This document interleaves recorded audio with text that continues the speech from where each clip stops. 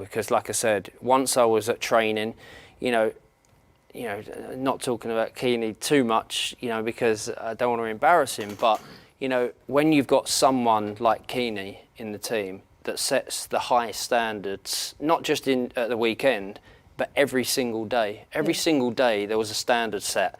And I always thought that I was, professional, dedicated, but nothing compared to what Keane was like. Every single day in training, he wanted to win. We had a good dressing room, though, Brexit. No, there was a good dressing room. I always say that. There were some brilliant lads in our dressing room. It was, but we always talk about the gaffer, setting the right example. But, everyone in our team set that example. And I knew that once I, got back from the World Cup, I knew once I was into that season that I would be protected. And, it showed from literally day one of the first game of the season. I knew, as much stick as I was getting, I didn't care because I was protected by the team. Yeah.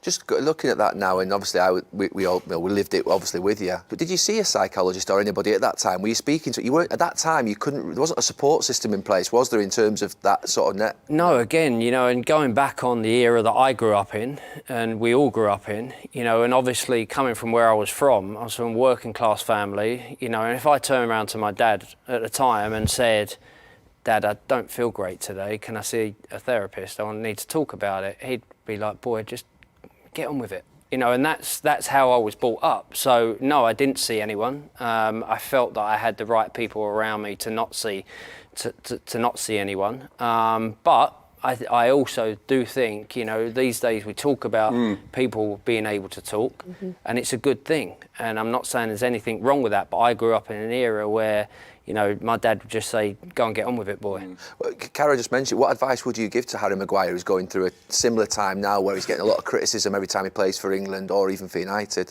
Do you know what? Harry's just got to keep doing what he's doing. At the end of the day, he's got to focus on football, which he does. He's a good lad. He's had a great career. Has the criticism gone too much? I think it has. I think as well, what else is it? Being a defender,